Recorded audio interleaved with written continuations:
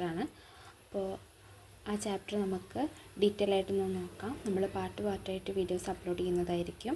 അപ്പോൾ ഇന്ന് നമ്മളൊരു സ്പെസിഫിക് ടോപ്പിക്കാണ് ഡിസ്കസ് ചെയ്യാൻ പോകുന്നത്. അപ്പോൾ നമുക്ക് നോക്കാം. The living world. Living organisms are self-replicating, evolving and self-regulating interactive systems capable of responding to internal stimuli. നമുക്കറിയാം, നമ്മളെല്ലാവരും ഓരോ കാര്യങ്ങളിലോട്ട് നമ്മൾ പ്രതികരിക്കും. നമ്മുടെ എതിരെ എന്തെങ്കിലും ഒരു കാര്യം വന്നാലോ അല്ലെങ്കിൽ അങ്ങനത്തെ എന്തെങ്കിലും സാഹചര്യങ്ങൾ വന്നാൽ നമ്മൾ ഉടൻ തന്നെ പ്രതികരിക്കുന്നുണ്ട്. അപ്പം നമ്മൾ നമ്മുടെ ചുറ്റുപാടുകളായിട്ട് പ്രതികരിക്കുന്നുണ്ട്. നമ്മുടെ അടുത്തുള്ള ഇപ്പം നമ്മളുടെ ദേഹത്ത് എന്തെങ്കിലും ചൂടുള്ള വെള്ളം വീണാൽ ഉടനെ തന്നെ നമ്മൾ അതിനെതിരെ പ്രതികരിക്കുന്നുണ്ട്. ഇപ്പോൾ നമ്മൾ കൈയെങ്ങാനും ഒരു ചൂടുവെള്ളത്തിൽ തട്ടുകയോ അല്ലെങ്കിൽ ചൂടുള്ള പാത്രത്തിലെങ്ങാനും തട്ടുകയോ ചെയ്യുകയാണെന്ന് വെച്ചാൽ നമ്മൾ എന്ത് ചെയ്യും? പെട്ടെന്ന് തന്നെ നമ്മുടെ കൈ നമ്മൾ ബാക്കിലേക്ക് പിൻവലിക്കും. അപ്പോൾ നമുക്ക് ആ ഒരു റെസ്പോണ്ട് ചെയ്യാനുള്ള ആ ഒരു ക്യാപ്പബിലിറ്റി ഉണ്ട് നമുക്കെല്ലാവർക്കും. അതേപോലെ തന്നെയാണ് പറയുന്നത്, ജീവജാലങ്ങൾ അവയുടെ ബാഹ്യ ഉത്തേജനങ്ങളോട് പ്രതികരിക്കാൻ കഴിവുള്ള ഒരു സ്വയം ഉൽപ്പാദിപ്പിക്കുകയും പുനരുൽപ്പാദിപ്പിക്കുകയും പരിണമിക്കുകയും സ്വയം നിയന്ത്രിക്കുകയും ചെയ്യുന്ന ഒരു സംവിധാനമാണ് ജീവജാലങ്ങൾക്കുള്ളത്. അവർക്ക് സ്വയമായിട്ട് പുനരുൽപ്പാദനത്തിനുള്ള കഴിവുണ്ട്, അവർക്ക് പരിണമിക്കാനുള്ള കഴിവുണ്ട്, അവരുടെ കാര്യങ്ങളിലൊക്കെ സ്വയം നിയന്ത്രിക്കാനുള്ള കഴിവുണ്ട്. ഇതെല്ലാം ജീവജാലങ്ങളുടെ മാത്രമായിട്ടുള്ളൊരു പ്രത്യേകതയാണ്. അതേപോലെ തന്നെ ലിവിങ് ഓർഗാനിസംസിന് കുറേ പ്രോപ്പർട്ടീസ് ഉണ്ട്, കുറേ സവിശേഷതകളുണ്ട്, അവയുടെ കുറേ ഘടകങ്ങളുണ്ട്. അത് ഏതൊക്കെയാണ് നമുക്ക് നോക്കാം. First one is growth, next reproduction, metabolism, cellular organisation, consciousness. ഇതെന്താണെന്ന് നമുക്ക് ഡീറ്റെയിൽ ആയിട്ട് നോക്കാം. അതേപോലെ തന്നെ ക്യാരക്ടേഴ്സ് ഓഫ് ലിവിങ് ഓർഗാനിസം. നമ്മളിപ്പോൾ ഒരു ഓർഗാനിസത്തിനെ കണ്ടാൽ, ഒരു വസ്തുവിനെ നമ്മൾ കണ്ടാൽ അത് ലിവിങ് ആണോ നോൺ ലിവിങ് ആണോ നമുക്ക് എങ്ങനെ തിരിച്ചറിയാൻ പറ്റും? പലതരത്തിലുള്ള ക്യാരക്ടറിസ്റ്റിക്സ്, പിന്നെ അതേപോലെ ഫീച്ചേഴ്സ്, ഇതൊക്കെ വെച്ചിട്ട് നമുക്കൊരു വസ്തു ലിവിങ് ആണോ നോൺ ലിവിങ് ആണോ എന്ന് പെട്ടെന്ന് തിരിച്ചറിയാൻ പറ്റും. അതെന്തൊക്കെയാണെന്ന് നോക്കാം. ഒന്ന് നോൺ ഡിഫൈനിങ് ക്യാരക്ടേഴ്സ് എന്ന് വെച്ചാൽ ആ വസ്തു ലിവിങ് ആണോ നോൺ ലിവിങ് ആണോ എന്നുള്ളത് ഈ ഒരു ക്യാരക്ടേഴ്സ് വെച്ചിട്ട് അതിനെ ഡിഫൈൻ ചെയ്യാൻ പറ്റില്ല. അതെന്താണ് അതിന് കാരണമെന്നാൽ, can be present in both living and non living, can be absent in living. ഈ നോൺ ഡിഫൈനിങ് ക്യാരക്ടേഴ്സ് എന്ന് പറഞ്ഞാൽ അത് ലിവിങ്ങിലും നോൺ ലിവിങ്ങിലും ബോത്തിലും പ്രസൻ്റ് ആയിരിക്കും, ചിലപ്പോൾ അത് ലിവിങ്ങിൽ ആബ്സെൻറ്റും ആയിരിക്കും. അതുകൊണ്ട് നമുക്ക് ഈ നോൺ ഡിഫൈനിങ് ക്യാരക്ടറിസ്റ്റിക്സ് വെച്ചിട്ട് നമുക്ക് ഒരിക്കലും ഒരു വസ്തു ലിവിങ് ആണോ നോൺ ലിവിങ് ആണോ എന്ന് കണ്ടുപിടിക്കാൻ പറ്റില്ല. അത് ഏതൊക്കെയാണെന്ന് നമുക്ക് വഴിയെ പറയാം. അടുത്തതാണ് defining features, only present in living organism. Living ഓർഗാനിസത്തിൽ മാത്രം കണ്ടുവരുന്ന കുറച്ച് ഫീച്ചേഴ്സ് ഉണ്ട്. അത് നമുക്ക് മനസ്സിലാക്കുകയാണെങ്കിൽ ഒരു വസ്തു ലിവിങ് ആണോ നോൺ ലിവിങ് ആണോ നമുക്ക് വേഗം തന്നെ തിരിച്ചറിയാൻ പറ്റും. നെക്സ്റ്റ് വൺ വന്നിട്ട് പ്രോപ്പർട്ടീസ് ഓഫ് ലിവിങ് ഓർഗാനിസംസ് ആണ്. ലിവിങ് ഓർഗാനിസത്തിൻ്റെ കുറച്ച് ഗുണങ്ങൾ, കുറച്ച് സവിശേഷതകളാണ് പറയുന്നത്. അത് ജസ്റ്റ് ഒന്ന് സമ്മറൈസ് ചെയ്ത് മാത്രമേ ഇവിടെ കൊടുത്തിട്ടുള്ളൂ, ഡീറ്റെയിൽ ആയിട്ട് നമ്മൾ വഴിയെ പറയുന്നതാണ്. First one is growth, reproduction, metabolism, cellular organisation, consciousness. നിങ്ങൾക്ക് ഈ ഒരു ഫ്ലോ ചാർട്ട് പഠിച്ചു വെച്ചാൽ അത് കുറച്ചും കൂടെ യൂസ്ഫുള്ളായിരിക്കും. ഇപ്പോൾ നമുക്ക് എക്സാമിൻ്റെ ടൈമിനൊക്കെ പെട്ടെന്ന് മെമ്മറൈസ് ചെയ്യാൻ വേണ്ടിയിട്ട് ഇതിൻ്റെ മെയിനായിട്ടുള്ള സാലൻ ഫീച്ചേഴ്സാണ് അതിനകത്ത് കൊടുത്തിട്ടുള്ളത്. അപ്പോൾ ഇത് ജസ്റ്റ് നിങ്ങൾക്ക് ഓർത്ത് വയ്ക്കാം. ഓക്കെ, അപ്പോൾ നമ്മൾ പ്രോപ്പർട്ടീസ് ഓഫ് ലിവിങ് ഓർഗാനിസത്തിൻ്റെ ഓരോ പ്രോപ്പർട്ടീസും നമ്മൾ ഡീറ്റെയിൽ ആയിട്ട് നോക്കാൻ പോവുകയാണ്. First one is growth. It is the increase in number and mass of cells by cell division. അപ്പം നമുക്കറിയാം, ഒരു വസ്തുവിൻ്റെ വളർച്ച എന്ന് പറയുന്നത് അതിൻ്റെ, ഇപ്പോൾ ഒരു പ്ലാന്റാണ് നമ്മൾ നോക്കുന്നതെന്ന് വിചാരിച്ചോളൂ. അതിൽ ആ പ്ലാന്റ് വളർന്നു എന്ന് നമ്മൾ എങ്ങനെ മനസ്സിലാക്കും? അതിൻ്റെ സ്റ്റെമ്മിൻ്റെ ഗ്രോത്ത്, അതിൻ്റെ ലീഫ്, അതിൻ്റെ ഫ്രൂട്ടിങ് ടൈം, പിന്നെ അതേപോലെ തന്നെ അതിൻ്റെ ബാർക്കിൻ്റെ സ്റ്റെമ്മ് നമ്മൾ വലുതാകുമ്പോൾ അത് ബാർക്ക് ആവുമല്ലോ. അപ്പം അതിൻ്റെ ബാർക്കിൻ്റെ ആ ഒരു വിഡ്ത്ത്, പിന്നെ ആ പ്ലാന്റിൻ്റെ ഒരു ഹൈറ്റ്, ഇതൊക്കെ വെച്ചിട്ടാണ് നമ്മൾ ആ ഒരു പ്ലാന്റിന് ഗ്രോത്തിങ് ഉണ്ടോ എന്ന് നമ്മളറിയാം. അതേപോലെ തന്നെയാണ് ഒരു ഹ്യൂമൻ്റെ കാര്യം നോക്കുകയാണെങ്കിലും, ഒരു ചെറിയ കുട്ടി, ആ കുട്ടി വലുതായി വരുമ്പോഴാണ് നമുക്കതിന് ഗ്രോത്ത് ഉണ്ടെന്ന് പറയാൻ പറ്റുക. അപ്പോൾ ഇപ്പോൾ പ്ലാന്റ്സിൻ്റെ കാര്യത്തിലാണെങ്കിലും ഹ്യൂമൻസിൻ്റെ കാര്യത്തിലാണെങ്കിലും രണ്ടാളുടെ കാര്യത്തിലും എന്താണ് ദ ഗ്രോത്ത് ഓഫ് സെൽസ് ആണ് പറയുന്നത്. അതാണ് ഇവിടെ പറയുന്നത്. It is the increase in number and mass of cells by cell division. Cell division വഴി ഒരു കോശത്തിൻ്റെ സംഖ്യകളിൽ, അതേപോലെ തന്നെ അതിൻ്റെ മാസ്, അതിൻ്റെ ഭാരത്തിലൊക്കെ ഉണ്ടാകുന്ന ഇൻക്രീസ് ചെയ്യുക, വർധനവിനെയാണ് നമ്മൾ ഗ്രോത്ത് എന്ന് പറയുന്നത്. In plants growth occurs continuously through their life span.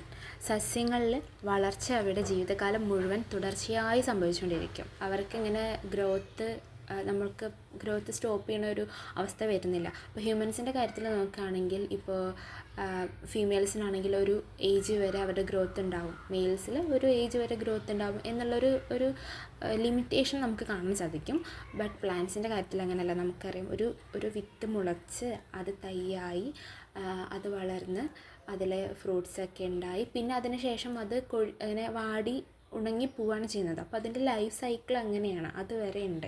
But ഹ്യൂമൻസിൻ്റെ കാര്യത്തിൽ അങ്ങനെയല്ല, ഒരു ടൈം ലിമിറ്റ് വരെയുള്ളൂ ഹ്യൂമൻസിന് ഗ്രോത്ത്. അപ്പോൾ അതാണ് പറയുന്നത്, സസ്യങ്ങളിൽ വളർച്ച അവരുടെ ജീവിതകാലം മുഴുവൻ തുടർച്ചയായി സംഭവിക്കുന്നുണ്ട്.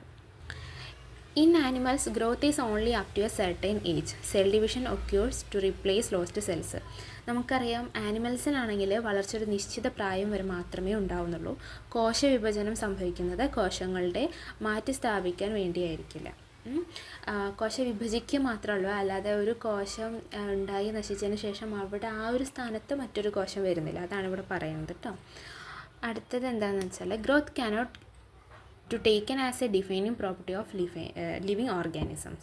അത് വളർച്ചയെ ജീവജാലങ്ങളുടെ നിർവചിക്കുന്ന ഒരു ഘടകമായി കണക്കാക്കാൻ പറ്റില്ല എന്ന് പറയുന്നത്. നമ്മൾ നേരത്തെ 2 ടൈപ്സ് പറഞ്ഞു, ഒന്ന് നോൺ ഡിഫൈനിങ് ക്യാരക്ടേഴ്സും ഒന്ന് ഡിഫൈനിങ് ഫീച്ചേഴ്സും പറഞ്ഞു.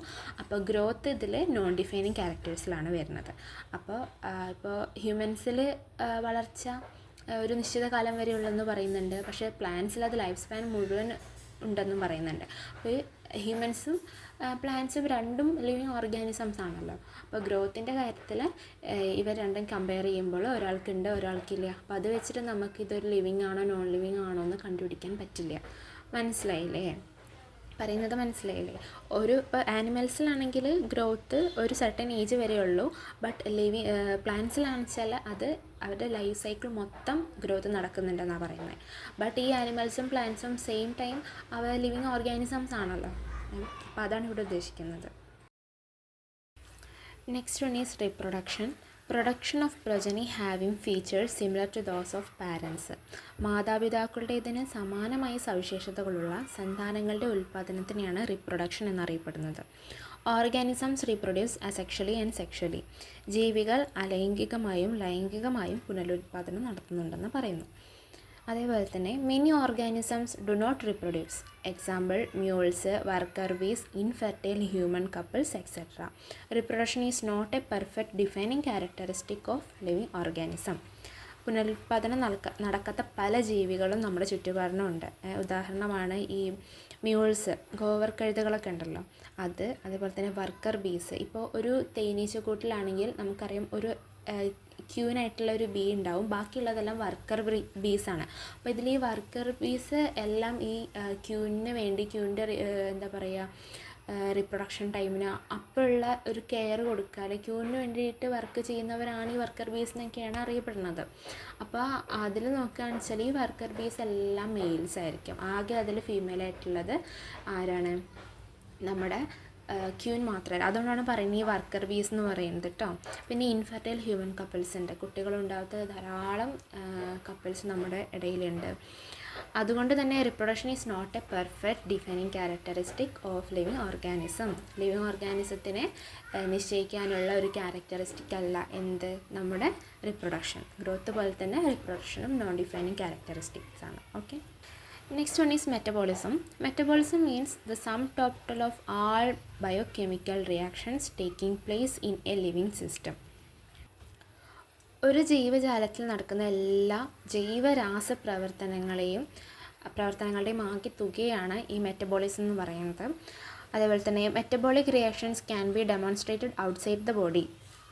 മെറ്റബോളിക് റിയാക്ഷൻസ് ഇപ്പോൾ നമ്മൾ പറയുന്നത് നമ്മുടെ ശരീരത്തിൽ നടക്കുന്ന രാസപ്രവർത്തനങ്ങളെയാണ്, അതിൻ്റെ എല്ലാം സം ടോട്ടലിനെയാണ് മെറ്റബോളിസം എന്ന് പറയുന്നുണ്ട്. അത് ശരീരത്തിൻ്റെ ഉള്ളിൽ തന്നെ വെച്ച് നടക്കണം എന്നില്ല. അപ്പോൾ പുറത്ത് ഉള്ളൊരു ലിവിങ് ഓർഗാനിസം നമ്മുടെ ശരീരത്തിൽ നിന്ന് നമുക്കറിയാം ലാബുകളിലൊക്കെ പലതരത്തിൽ ഇപ്പോൾ സെൽ കൾച്ചറിങ് ഒക്കെ കുറേ നടക്കുന്നുണ്ട്. അതിൽ അങ്ങനെ ഒരു ഇപ്പോൾ ഓർഗാനിസം ഉണ്ടാവണമെങ്കിൽ തന്നെ മെറ്റബോളിസം എന്തായാലും നടക്കണം. അതുകൊണ്ടാണ് പറയുന്നത് ഇപ്പോൾ ഒരു ലബോറട്ടറി കണ്ടീഷനിലാണ് അല്ലെങ്കിൽ വേറെ എന്തെങ്കിലും ഒരു സാഹചര്യത്തിലാണ് ഇങ്ങനെ നടക്കുന്നുണ്ട്, അവിടെ മെറ്റബോളിക് റിയാക്ഷൻസ് നടക്കുന്നതാണ് പറയുന്നത്. അത് ബോഡിക്കുള്ളിൽ തന്നെ ആവണമെന്നില്ല എന്നാണ് പറയുന്നത് കേട്ടോ. അപ്പോൾ ഇതിനെയാണ് ലിവിങ് റിയാക്ഷൻ എന്ന് പറയുന്നത്. എന്തിനെ? Metabolic reactions can be demonstrated outside the body. ഇതിനെ നമ്മൾ ദ ലിവിങ് റിയാക്ഷൻ എന്നും അറിയപ്പെടുന്നുണ്ട്. Next one is cellular organisation. Defining feature of living organisms. ജീവജാലങ്ങളുടെ സവിശേഷത നിർവചിക്കുന്ന ഒരു ക്യാരക്ടറിസ്റ്റിക് ഒരു പ്രോപ്പർട്ടിയാണ് എന്ത് സെല്ലുലാർ ഓർഗനൈസേഷൻ. അപ്പോൾ ഡിഫൈനിങ് ഫീച്ചേഴ്സിൽ നമുക്കിത് ഇൻക്ലൂഡ് ചെയ്യാവുന്നതാണ്. Organisms are made up of 1 or more cells. ജീവികൾ ഒന്നോ അതിലധികമോ കോശങ്ങൾ ചേർന്നാണ് ഉണ്ടാകുന്നത് നമുക്ക് എല്ലാവർക്കും അറിയാം. അത് molecules, cell organelles, cells, tissues, organs, organ system, organism. ഇങ്ങനെയാണ് ഈ ഫ്ലോ ചാർട്ട് പഠിച്ചു വയ്ക്കുന്നത് എന്നുള്ളതാണ് കേട്ടോ. അപ്പോൾ തന്മാത്രകൾ, പിന്നെ കോശങ്ങൾ, പിന്നെ കലകളുണ്ടാവുന്നു, പിന്നെ ഓർഗൻസ് ഉണ്ടാവുന്നു, പിന്നെ ഓർഗൻ സിസ്റ്റം ഉണ്ടാവുന്നു, പിന്നാണ് ഒരു ബോഡി ഓർഗാനിസം ഉണ്ടാവുന്നത്, ജീവി ഉണ്ടാവുന്നത് അങ്ങനെയാണ്. And the last one is consciousness. Ability of organisms to sense their environment and respond to the environmental stimuli, light, water, temperature, other organisms, chemicals, etc. ജീവജാലങ്ങൾക്ക് അവയുടെ പരിസ്ഥിതിയെ മനസ്സിലാക്കിക്കൊണ്ടും പാരിസ്ഥിതിക ഉത്തേജനങ്ങളോട് പ്രതികരിക്കാനുമുള്ള കഴിവിനെയാണ് നമ്മൾ കോൺഷ്യസ്നെസ് എന്ന് പറയാം. അതായത് ഈ ലൈറ്റ്, വാട്ടർ, ഞാൻ ആദ്യം തന്നെ പറഞ്ഞു, നമുക്കിപ്പോൾ എന്തെങ്കിലും തരത്തിൽ ഇപ്പോൾ കയ്യിലൊരു മുള്ള് കൊള്ളുക, അല്ലെങ്കിൽ തിളച്ച വെള്ളം വീഴുക, അപ്പോൾ തന്നെ നമ്മൾ കൈ പിൻവലിക്കും. ഒരു മുള്ളുകൊണ്ട് നമ്മൾ പെട്ടെന്ന് കൈ പിൻവലിക്കും. അതാണ് നമ്മുടെ consciousness. Light, water, temperature, other ഓർഗാനിസത്തിൻ്റെ എന്തെങ്കിലും അറ്റാക്ക് വരികയാണെങ്കിൽ നമ്മളപ്പോൾ അതിന് റെസ്പോണ്ട് ചെയ്യുന്നുണ്ട്. പിന്നെ കെമിക്കൽസിൻ്റെ എന്തെങ്കിലും അറ്റാക്സ് വരിക, നമ്മുടെ മെറ്റബോളിസം തന്നെ ഇപ്പോൾ നമ്മുടെ ബോഡിയിൽ നടക്കുന്ന പല കെമിക്കൽ റിയാക്ഷനും നമ്മൾ റെസ്പോണ്ട് ചെയ്തുകൊണ്ടിരിക്കുന്നുണ്ട്. അത് നമ്മുടെ സ്വയബോധത്തിലും ഉണ്ടാവാം, അല്ലെങ്കിൽ നമ്മൾ അറിയാതെ തന്നെ അങ്ങനെ നടക്കുന്നുണ്ട് നമ്മുടെ ശരീരത്തിൽ. പിന്നെ അതേപോലെ തന്നെ ടെമ്പറേച്ചർ, അധികമായിട്ടുള്ള ചൂടൊക്കെ തട്ടുകയാണെങ്കിൽ നമ്മുടെ ബോഡി പെട്ടെന്ന് റെസ്പോണ്ട് ചെയ്യുന്നുണ്ട്. അപ്പോൾ അതൊക്കെയാണ് പറയുന്നത്. It is the defining property of living organism. അപ്പോൾ കോൺഷ്യസ്നെസ് ഒരു ഡിഫൈനിങ് പ്രോപ്പർട്ടിയാണ്. Human is the only organism having self consciousness. സ്വയം അവബോധമുള്ള ഏക ജീവി എന്ന് പറയുന്നത് മനുഷ്യനാണ് സെൽഫ് കോൺഷ്യസ്നെസ് ഉള്ളത്. അപ്പം നമ്മൾ ഇന്ന് പഠിച്ച ടോപ്പിക് എന്ന് പറഞ്ഞാൽ പ്രോപ്പർട്ടീസ് ഓഫ് ലിവിങ് ഓർഗാനിസംസ് ആണ്. ഇത് വളരെ ഇമ്പോർട്ടൻ്റ് ആയിട്ടുള്ള ടോപ്പിക്കാണ്. ഇതിൽ തന്നെ നമ്മൾ പഠിച്ചു ഏതൊക്കെയാണ് non defining characters. Growth non defining അല്ല, റിപ്രൊഡക്ഷൻ നോൺ ഡിഫൈനിങ് അല്ല. പിന്നെ അതേപോലെ തന്നെ ഡിഫൈനിങ് ആയിട്ടുള്ള ക്യാരക്ടേഴ്സ് നമ്മൾ പഠിച്ചു. Cellular organisation, consciousness.